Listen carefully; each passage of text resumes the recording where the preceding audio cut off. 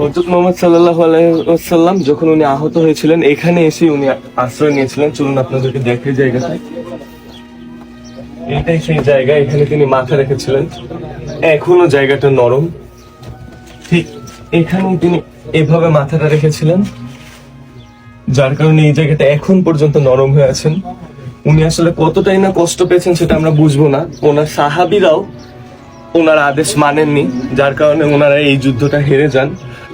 আমরা যেই জায়গাটা দেখালাম যে হযরত মুহাম্মদ সাল্লাল্লাহু আলাইহি ওয়াসাল্লাম ওনার মাথা রেখেছিলেন, ওখান থেকে উনি যখন এই জায়গাটাতে আসেন, এই জায়গাটাতে ধুলাবালি ছিল, তো উনি নামাজ পড়ার জন্য নিজের পা দিয়ে এই জায়গাটা এভাবে পরিষ্কার করেছিলেন, যেটাকে বলা হয় ফাসহা, মানে ফ্রেশ করা, এই জায়গাটাকে ক্লিন করা। যার কারণে এই মসজিদটার, এই জায়গাটার নাম দিচ্ছে ওরা আল ফাসহা মসজিদ। এটাই হচ্ছে সেই ফাসহা মসজিদ। এই রিজনে এই জায়গাটা এখনো পাথর করা, আপনারা দেখতে পাচ্ছেন। বাকি সব ওনারা টাইলস করে ফেলছেন, কিন্তু এই জায়গাটা এখনো পাথর করা আছে।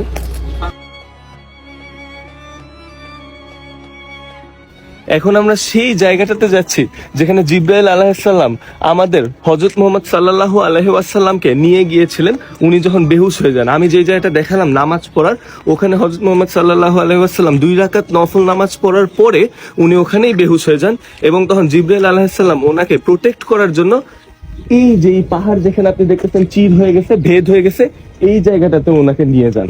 আমরা শুনেছি যে এখানে নাকি এখনো সেই সুগন্ধিটা রয়েছে। আপনারা যদি যান আপনাদের পুরা শরীর সেই সুগন্ধে মেখে যাবে।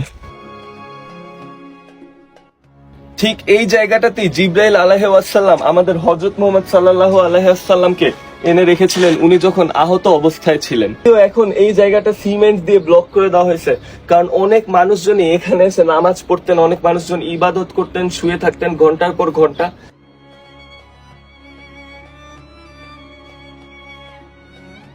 তা আমি মাত্র ওই জায়গাটা থেকে নামলাম, আর আমার হাতের মধ্যে একটা খুবই হালকা সুগন্ধ আমি পাচ্ছি। আমি কিন্তু কোনো পারফিউম বা আতর কোনো কিছুই লাগাইনি।